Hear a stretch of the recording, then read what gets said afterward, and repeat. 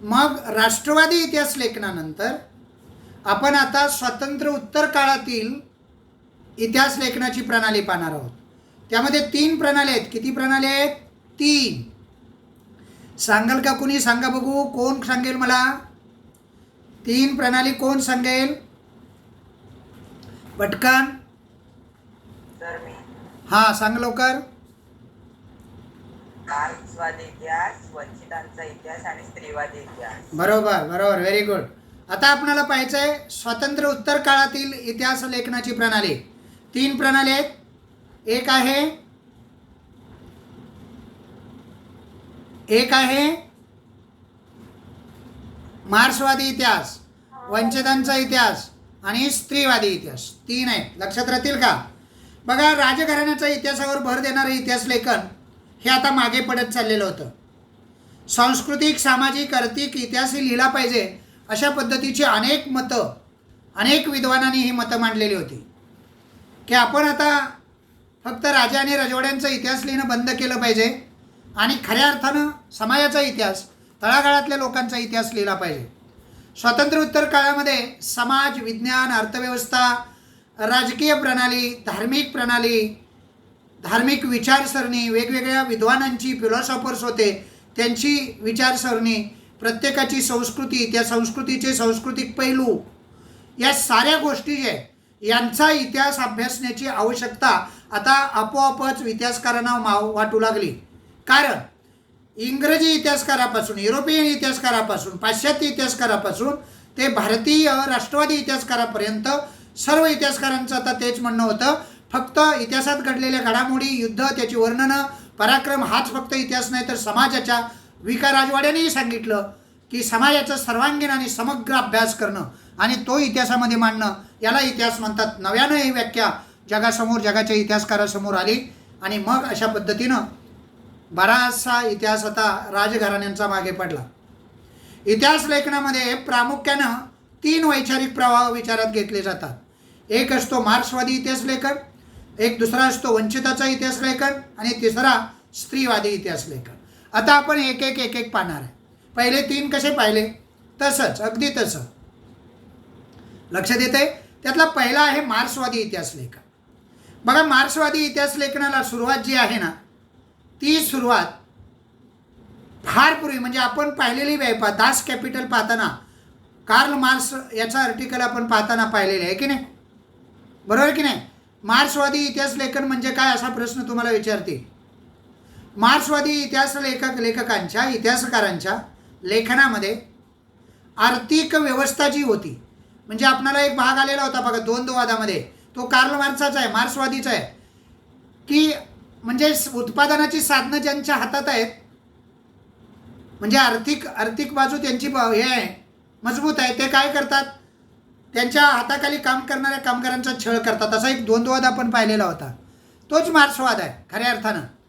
म्हणजे मार्क्सवादी इतिहासकारांच्या लेखनामध्ये आर्थिक व्यवस्थेतील उत्पादनांची साधनं, उत्पादन करण्याच्या पद्धती आणि उत्पादनाच्या प्रक्रियेमध्ये जे मानवी संबंध आहेत, मालक आणि नोकर यांचे जे संबंध आहेत, खास करून ते मानवी संबंध यांचा विचार ही मध्यवर्ती कल्पना समोर ठेवून, म्हणजे त्यांचा खरा मार्क्सवादी इतिहास लेखन म्हणजे काय पहा, त्यांचा खरा जो गाभा आहे तो हा आहे की इतिहास लेखन जे आहे, मार्क्सवादी इतिहास लेखन जे आहे, त्या इतिहास लेखनामध्ये आर्थिक व्यवस्थेवरती भर दिलेला आहे.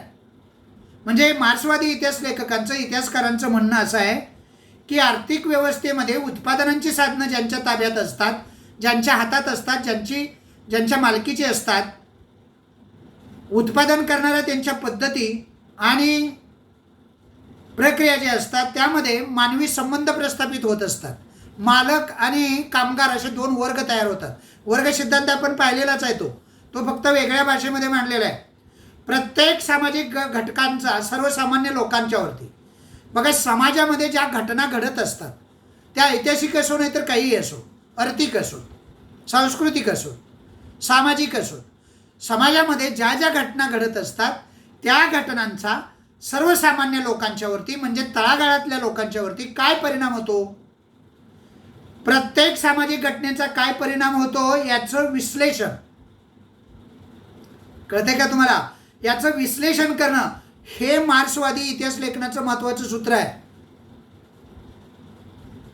बाकी इतिहासात काय घडलं, त्या राजानं काय केलं, किती युद्ध केली, पराक्रमी आहे का कसा आहे, याच्याशी काही देणं घेणं नाही या मार्क्सवादी इतिहास लेखनाचं. मार्क्सवादी इतिहास लेखनाचं सूत्र काय आहे पुन्हा एकदा सांगतो तुम्हाला. मार्क्सवादी इतिहास लेखक असं म्हणतात, इतिहासकार असं म्हणतात की समाजामध्ये मानवी संबंध प्रस्थापित होण्यासाठी कारणीभूत असतो तो म्हणजे आर्थिक घटक. त्या आर्थिक घटकावरतीच खऱ्या अर्थानं मानवी संबंध प्रस्थापित होत असतात आणि म्हणून समाजाची आर्थिक व्यवस्था सर्वसामान्य समाजाची सुद्धा ही स्ट्रॉंग करण्यासाठी प्रयत्न केले पाहिजेत असं मार्क्सवाद सांगतो. आणि त्या इतिहासकारांचं मार्क्सवादी इतिहास लेखनाचं एक सूत्र आहे. ते सूत्र असं आहे की समाजामध्ये घडणाऱ्या प्रत्येक घटनांचा समाजाच्या तळागाळातील लोकांच्यावरती काय परिणाम होतो याची इतिहासकारांनी मांडणी केली पाहिजे, विचार केला पाहिजे. हे सूत्र समोर ठेवून मार्क्सवादी इतिहास लेखन केलं जातं. मग तुम्हाला कदाचित असं विचारतील मार्क्सवादी इतिहास लेखन म्हणजे काय, तर तुम्ही काय सांगायचं, मार्क्सवादी इतिहास लेखन म्हणजे समाजात घडलेल्या प्रत्येक घटनेचा तळागाळातल्या लोकांच्यावरती, सर्वसामान्य लोकांच्यावरती काय परिणाम होतो हे दर्शवणारा इतिहास म्हणजे मार्क्सवादी इतिहास. कळलं का सर्वांना? बघा, मार्क्सवादी इतिहास लेखकाने काय केले माहिती आहे, जाती व्यवस्था जी आहे त्या जाती व्यवस्थेत होत गेलेले जे बदल आहेत वेगवेगळे, त्या बदलांचा अभ्यास या मार्क्सवादी इतिहास लेखनामध्ये केलेला आपल्याला पाहायला मिळतो. म्हणजे जाती व्यवस्था कळते ना तुम्हाला, वेगवेगळ्या कास्ट, वेगवेगळ्या जाती जमातीचे लोक इथं भारतामध्ये राहत असतात आणि अशा विविधतेनं नटलेला हा भारत देश आहे. त्या वेगवेगळ्या जाती जमातीमध्ये, जाती व्यवस्थेमध्ये वेगवेगळ्या कालखंडामध्ये बदल होत गेलेले आहेत आणि ते जे बदल आहेत त्या बदलांचा अभ्यास या मार्क्सवादी इतिहासामध्ये केला जातो. भारतामध्ये खास करून मार्क्सवादी इतिहास लेखन पद्धतीचा अवलंब अत्यंत प्रभावीपणे म्हणा करणाऱ्या इतिहासामध्ये दामोदर धर्मानंद कोसंबी हे नाव लक्षात ठेवा. काय नाव आहे? दामोदर धर्मानंद कोसंबी. नंतर कॉम्रेड श्रीपाद अमृत डांगे, नंतर रामशरण शर्मा, नंतर कॉम्रेड शरद पाटील, या मंडळींचं योगदान मार्क्सवादी इतिहास लेखनामध्ये फार महत्त्वाचं आहे. म्हणजे ही जी मंडळी आहे ती मंडळी समाजात घडणाऱ्या कोणत्याही घटनेचा समाजावर काय प्रभाव पडतो हे सूत्र समोर ठेवून इतिहास लेखन करणारी ही मंडळी आहे. त्यामध्ये भारतामध्ये खास करून ही मार्क्सवादी प्रणाली जी आहे, विचार जो आहे तो रुजवण्याचं काम हे कुणी केलं त्यांची नाव आहेत बघा. पहिलं नाव आहे दामोदर धर्मानंद कोसंबी, दुसरं नाव काय आहे कॉम्रेड श्रीपाद अमृत डांगे, चौथं नाव काय आहे रामशरण शर्मा, पाचवं नाव काय आहे कॉम्रेड शरद पाटील.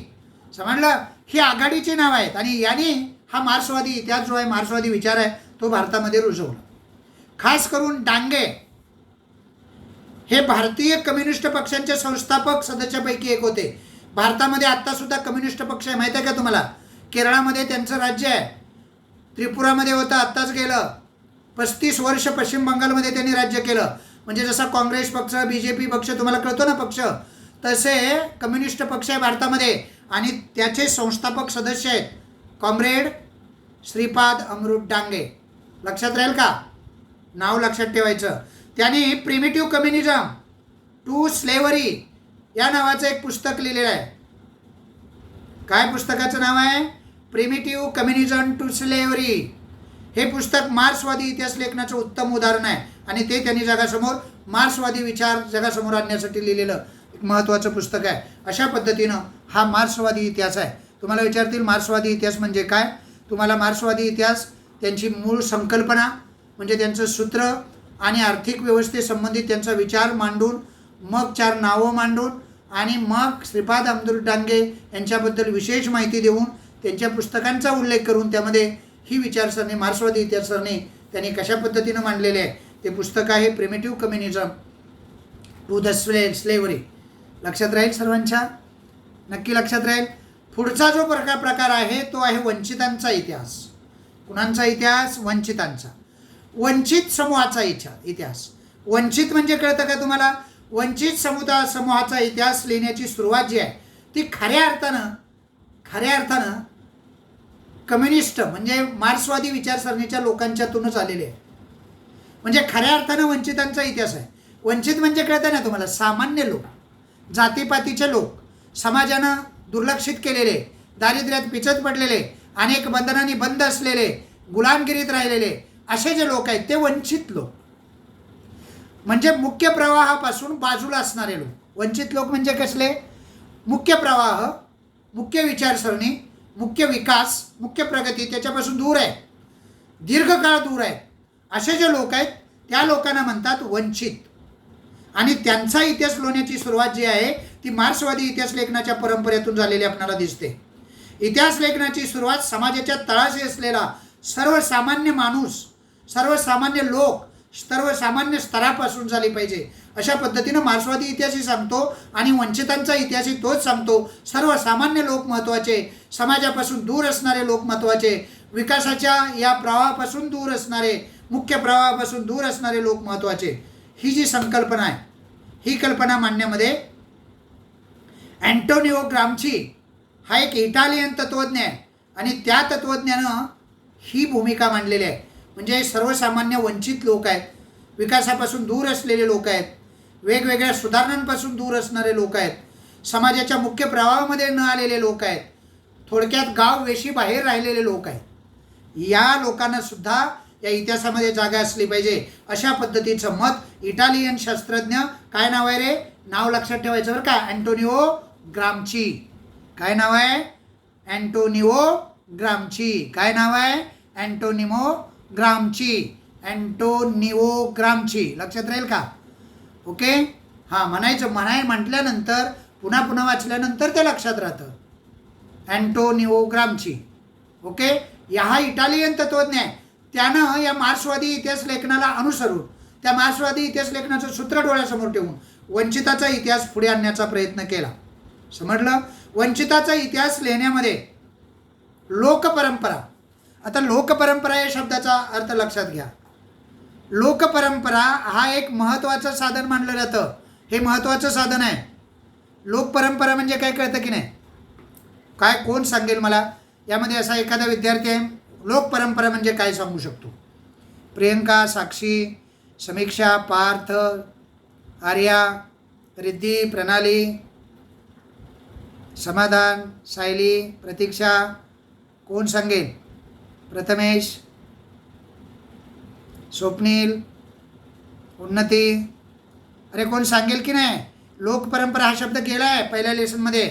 मी अनेक लोकपरंपरा तुम्हाला सांगितलेल्या आहे. आता नीट लक्ष द्या. सांगताय का कोण? समीक्षा. वंचितांचा इतिहास म्हटलं की लोकपरंपरा आल्या. लोकपरंपरा म्हणजे काय सांगतो तुम्हाला, तुमच्या परिचयाच्या सांगतो. लोकपरंपरा सर्वांनी व्हिडिओ चालू ठेवले नाहीत, कोण जागा आहे कोण नाही मला माहीत नाही. तर लोकपरंपरा काय आहेत बघा. लोकपरंपरा म्हणजे तुमच्या घरात दारामध्ये एक वासुदेव येतो की नाही, आणि तो आपल्या पाठीमागच्या परंपरा सांगतो. एक बहुरूपी तुमच्या दारामध्ये येतो, एक डोंबारी तुमच्या दारामध्ये येतो की नाही, एक शाहीर तुमच्या दारामध्ये गाण्यासाठी येतो, तुमच्या विभागामध्ये येतो की नाही, एक माकडवाला तुमच्या दारामध्ये येतो की नाही, एखादी भिकारीन भारूड म्हणत तुमच्या दारामध्ये येते, एखादा साधू संताचा ड्रेस परिधान केलेला अभंग म्हणत टाळ चिपळे हातामध्ये घेऊन एखादा संत व्यक्ती तुमच्या दारामध्ये येतो. हे अनेक असे महाराष्ट्रामध्ये, भारतामध्ये लोकपरंपरेचे प्रघात आहे. अनेक लोकपरंपरा आहेत. शाहिरी ही एक परंपरा आहे, कथाकथन दुसरी परंपरा आहे. समजलं? या परंपरा हे महत्त्वाचं साधन आहे. वंचितांचा इतिहास, हे सारे वंचित लोक आहेत आणि त्या वंचितांचा इतिहास या परंपरेतून जन्माला येतो. वंचितांच्या इतिहासाला एक महत्त्वाची विचारसरणी म्हणून इतिहासामध्ये स्थान मिळालेलं आहे आणि ते स्थान मिळवून देण्यामध्ये महत्त्वाचं काम कुणी केलेलं आहे तर ते रणजित गुहा नावाच्या इतिहासकाराने. रणजित गुहा, वेगळं लिहायचं नाही बरं का. गुहा एक शब्द एकत्रच लिहायचा, वेगवेगळं लिहायचा नाही. तर रणजित गुहा हे फार मोठे इतिहासकार होऊन गेले आणि त्याने या वंचितांच्या इतिहासाला इतिहासाची एक महत्त्वाची विचारसरणी इतिहासकारांच्या समोर ठेवली. त्यापूर्वी म्हणजे भारतामध्ये अशी अवस्था होती की वंचितांना कुणी इतिहासामध्ये नव्हे समाजाच्या प्रवाहामध्ये सुद्धा मिक्स करून घेत नव्हते. वंचितांच्या इतिहासाचा विचार काही मुठभर लोकांनीच फक्त समाजासमोर मांडला. त्यांची कैफियत मांडणारे काही लोक पुढे आले म्हणून हा समाज, वंचितांचा हा समाज, हे वंचित लोक आज आपणाला मुख्य प्रवाहात दिसतात. त्यामध्ये अग्रक्रमानं नाव घेतलं जातं महात्मा ज्योतिराव फुले, डॉक्टर बाबासाहेब आंबेडकर. त्यांनी त्यांच्यावर लिखाण करायला सुरुवात केली. वंचितांच्या इतिहासावरती लिखाण सुरू झालं. आंबेडकरांनी लिखाण केलं, महात्मा ज्योतिराव फुलेंनी लिखाण केलं आणि समाजासमोर त्यांची कैफियत, त्यांची व्यथा मांडण्याचा प्रयत्न केला. खऱ्या अर्थानं यांच्या प्रश्नांना वाचा फोडण्यास सुरुवात केली. महात्मा ज्योतिराव फुले यांनी गुलामगिरी नावाचा एक ग्रंथ लिहिला. हा ग्रंथ लक्षात ठेवा. पुढे जनरल नॉलेज म्हणून असे पुस्तकांची नावं, ग्रंथ, समाजसेवक विचारलं जातं. महात्मा फुले यांनी कोणता ग्रंथ लिहिला? गुलामगिरी. आणि या पुस्तकातून वंचित लोक जे आहेत त्यांना शूद्र लोक म्हणतात, शुद्रातिशूद्र लोकांचा इतिहास नव्याने उलगडून दाखवण्याचा प्रयत्न त्यांनी केला. धर्माच्या नावाखाली स्त्रिया, शूद्र, अतिशूद्र यांच्याकडे होणारं शोषण, या शोषणाकडे त्यांनी लक्ष वेधलं. धर्माच्या नाव उच्चभ्रू लोक आणि कनिष्ठ लोक, जातीपातीचे लोक आणि उच्च जातीचे लोक. उच्च जातीचे लोक हे जातीपातीच्या लोकांचा छळ आणि नेहमी शोषण करत राहिले. आणि या गुलामगिरी पुस्तकामध्ये अतिशूद्र यांच्या होणाऱ्या या शोषणाकडे महात्मा ज्योतिराव फुले यांनी सर्वांचं लक्ष वेधलं, समाजाचं लक्ष वेधलं. भारताच्या सांस्कृतिक आणि राजकीय जडणघडणीमध्ये दलित वर्गाचा मोठा वाटा आहे हे प्रकर्षाने त्यांनी अशा या विद्वानांनी समाजासमोर मांडलं. वसाहतवाद, राष्ट्रवाद, इतिहास लेखनामध्ये वसाहतवादाला, राष्ट्रवादाला यांनी दुर्लक्षित केलं. फक्त वसाहतवादाच्या इतिहासात येतो, फक्त राष्ट्रवादाच्या इतिहासात येतो, यांच्याकडे दुर्लक्ष करून त्यांनी वंचितांचा इतिहास पुढे आणण्याचा प्रयत्न केला आणि अशा या वंचितांच्या इतिहासाला राष्ट्रवादाची जोड दिली. वंचितसुद्धा राष्ट्रीय प्रवाहात आले पाहिजेत, जातीपातीचे लोकसुद्धा राष्ट्रीय प्रवाहात आले पाहिजेत, तो सुद्धा राष्ट्राचाच घटक आहे असं मानणारं लेखन महात्मा ज्योतिराव फुले, बाबासाहेब आंबेडकर यांनी केलं. डॉक्टर बाबासाहेब आंबेडकरांनी ही गोष्ट केंद्रस्थानी ठेवली. वंचितांचा इतिहास समाजासमोर आणला पाहिजे ही गोष्ट, हा विचार त्यांनी केंद्रस्थानी ठेवला आणि त्यानं केलेलं त्यावरती त्यांनी विपुल लेखन केलं. त्यामध्ये हू वेअर द शूद्राज, शूद्र लोक कोण आहेत, हे वंचित लोक कोण आहेत, अशा पद्धतीचं, अशा आशयाचं एक बुक त्यांनी लिहिलं. अनटचेबल्स, अस्पृश्य म्हणतात त्यांना.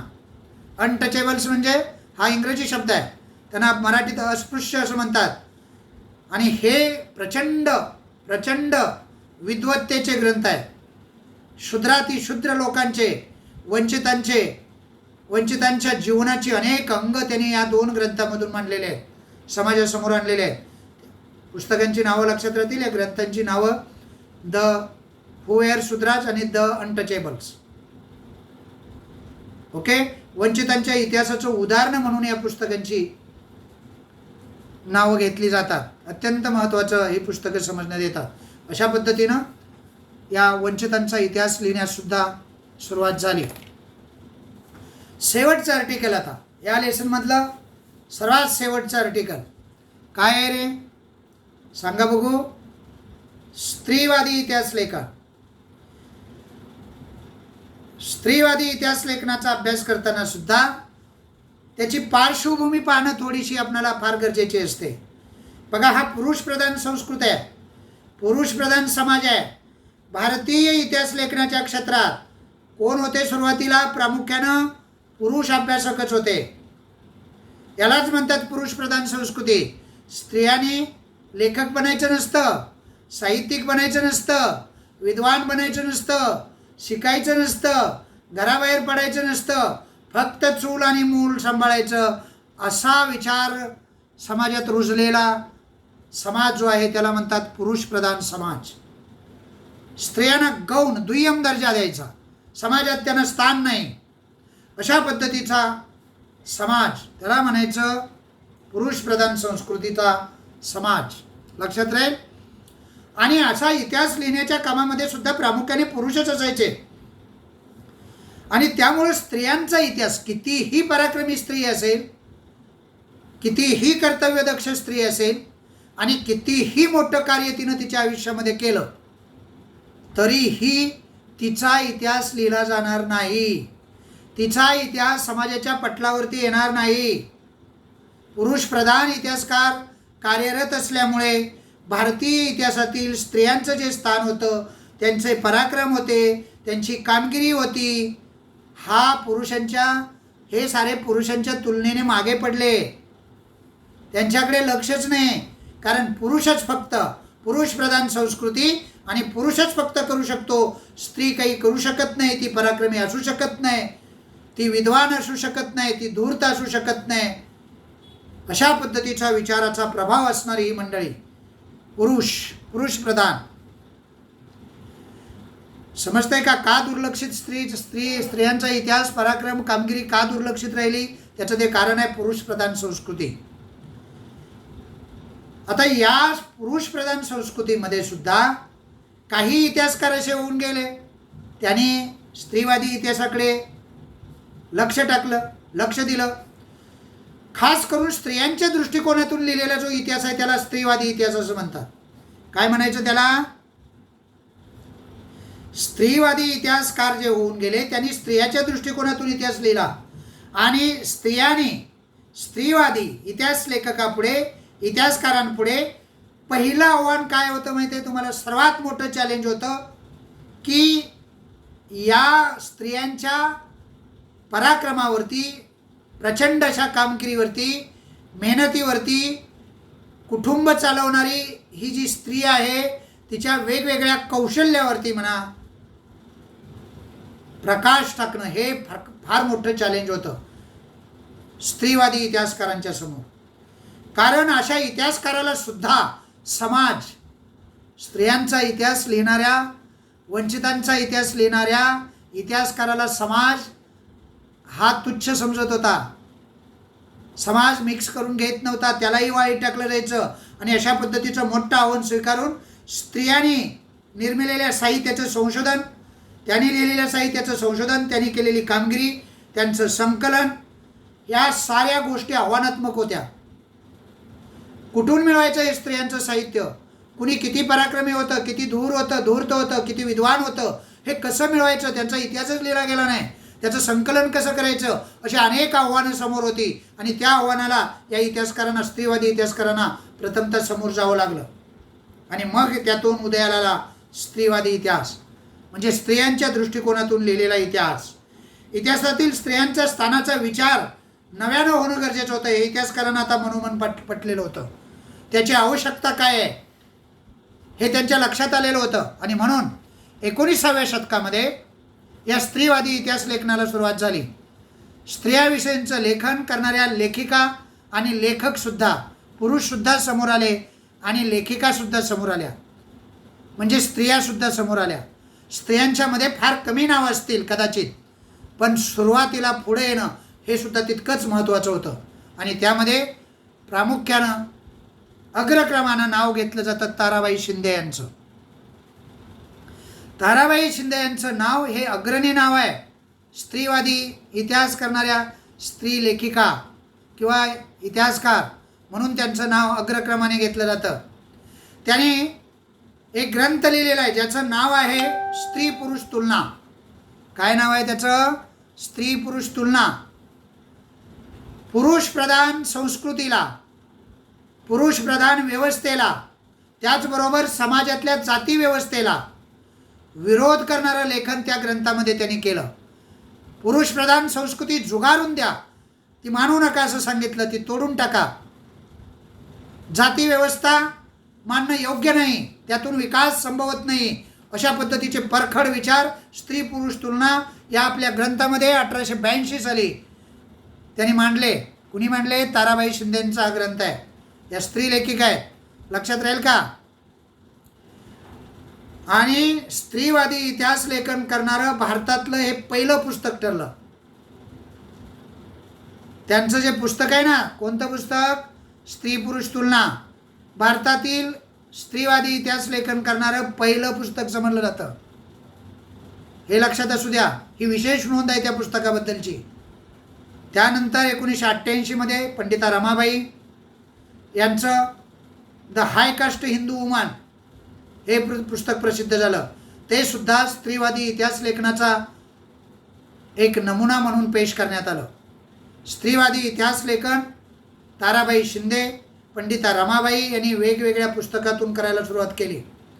स्वातंत्र्योत्तर काळामध्ये झालेलं जे लेखन आहे, स्त्रियांनी घरी आणि कामाच्या ठिकाणी मिळणारी वागणूक आहे, त्यांचा राजकीय समतेचा हक्क आहे, प्रत्येक कामामध्ये त्यांना समानतेचा वाटा मिळाला पाहिजे, अशा पद्धतीचा विचार, राजकीय समानता, सामाजिक समानता यासारख्या विषयावरती स्वातंत्र्योत्तर काळामध्ये स्त्रीवादी इतिहास लेखन केंद्रित झालेलं आपल्याला दिसतं. म्हणजे स्वातंत्र्यानंतर हा विचार पुढे आला. स्त्रिया सुद्धा पुरुषाच्या खांद्याला खांदा लावून पुरुषांच्या बरोबरीनं सर्व क्षेत्रामध्ये काम करतात आणि त्यांचा जो इतिहास आहे स्त्रियांचा, तो सुद्धा जगाच्या समोर आला पाहिजे, याच्यावरती लक्ष केंद्रित केलं गेलं.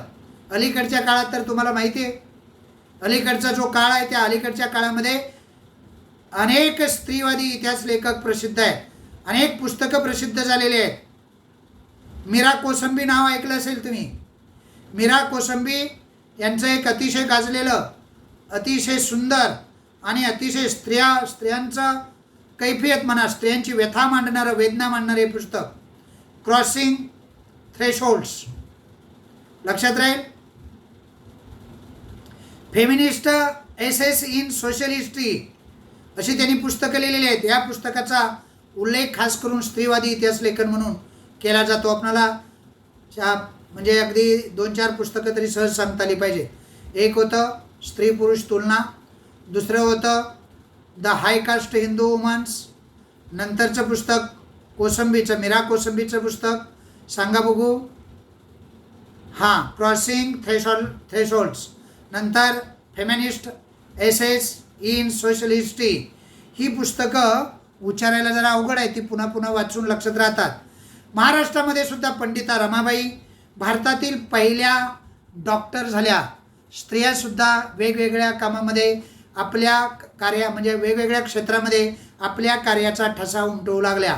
त्यामध्ये पंडिता रमाबाईंचं नाव अग्रक्रमानं घेतलं जातं. त्या पहिल्या डॉक्टर आहेत भारतातल्या. आणि यासारख्या अनेक स्त्रियांच्या जीवनावरील निबंध आता पुढे येऊ लागले, माहिती पुढे येऊ लागली, त्यांचा कार्याचा गौरव होऊ लागला. आणि महाराष्ट्रामध्ये दलित स्त्रियांच्या दृष्टिकोनातून सामाजिक वर्ग, जात या बाबींच्या संदर्भात सुद्धा लेखन केलं गेलं. त्यामध्ये शर्मिला रेंगे यांचं लेखन महत्त्वाचं समजण्यात येतं. Writing caste, writing gender, reading Dalit women's यासारख्या पुस्तकांचा उल्लेख या स्त्रीवादी इतिहास लेखनामध्ये केला जातो. आणि दलित स्त्रियांच्या आत्मचरित्रावर त्याने लिहिलेल्या निबंधांचं सुद्धा संकलन करून काही दस्तावेज जगासमोर, इतिहासकारासमोर मांडण्यात आलेले आहे.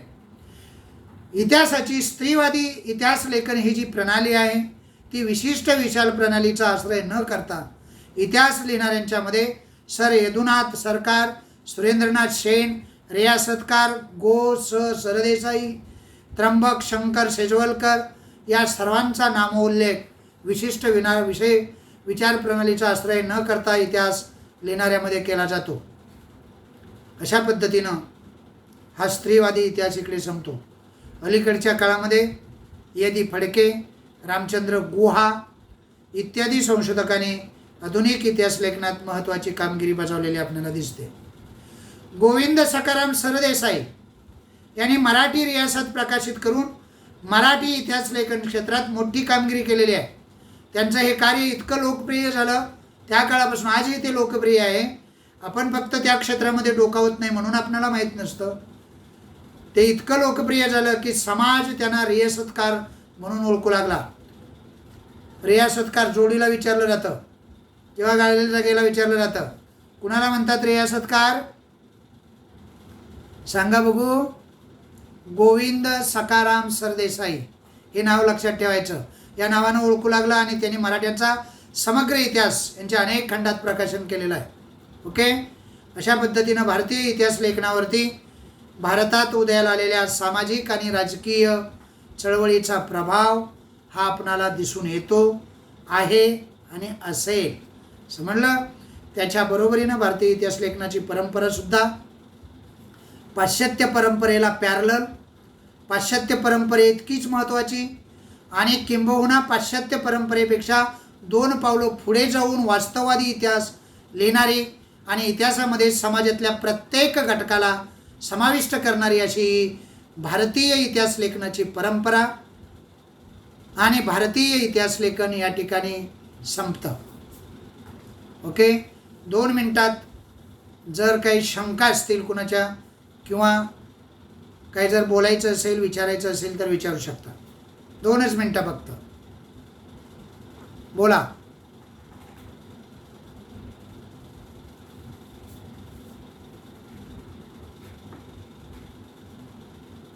नाही